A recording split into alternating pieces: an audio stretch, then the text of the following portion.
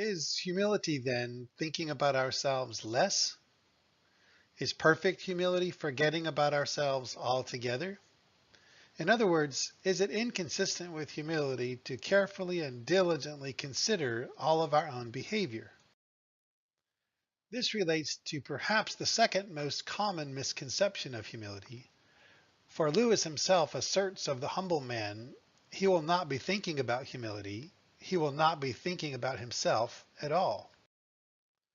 Tim Keller, another notable Christian intellect, evidently agrees.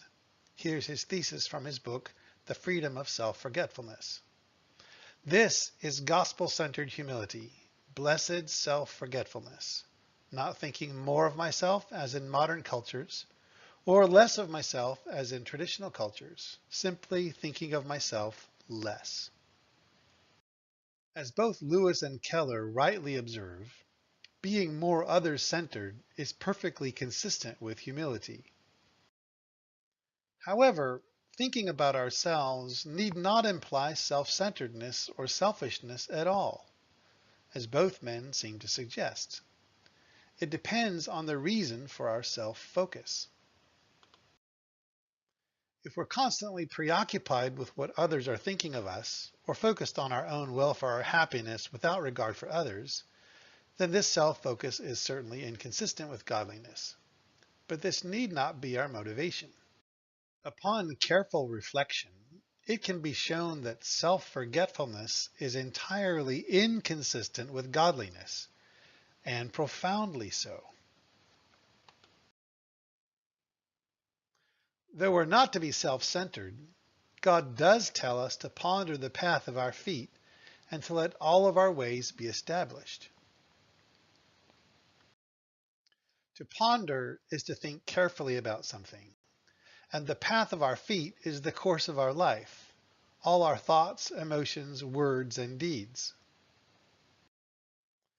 Letting our ways be established implies being conscious of our life journey, aware that our past and current behavior is grounded in holiness and righteousness. Since our life path is extending and growing moment by moment, this requires reflecting often, honestly, and soberly upon every aspect of our behavior, and consistently seeking to conform our lives more and more to God's way, not drifting off course from one hour to the next. We cannot do this without thinking carefully, regularly, and extensively about ourselves. If God commands us to be humble, how are we to obey Him without ever thinking about and intentionally pursuing humility? If pride is an abomination to God and can creep into our lives at any moment to take us down, should we ever neglect this or be casual about it? Why would we leave our attainment of humility to chance? Do we presume we will accidentally stumble upon this grace, or that God will work humility in us apart from us ever knowing this, without us intentionally trying to obey Him?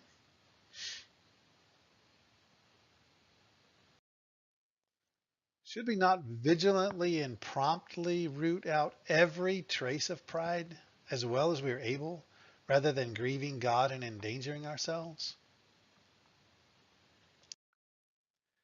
How can we diligently add virtue to our faith if we are unaware of ourselves, both where we are now and where we've been in our spiritual journey?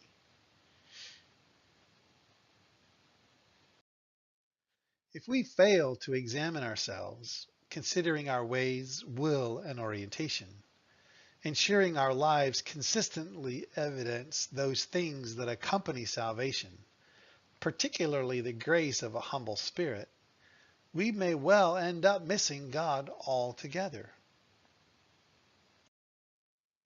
The godly in Scripture did not live in self-forgetfulness. They were fully aware of themselves. Thinking often about ourselves, diligently and earnestly seeking more humility, and noticing that we are actually growing here cannot, in itself, be inconsistent with humility.